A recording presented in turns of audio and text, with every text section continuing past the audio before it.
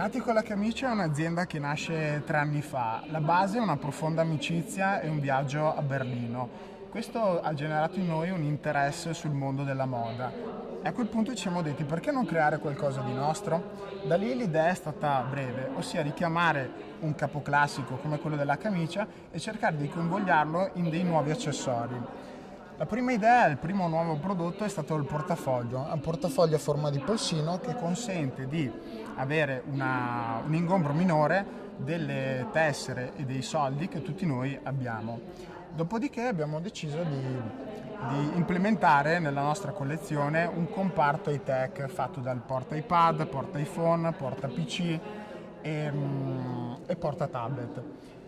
In ultima abbiamo inserito un comparto più fashion, ossia il papillon, la cravatta, lo zaino, la borsa, questo per dare una completezza maggiore alla nostra offerta alla clientela.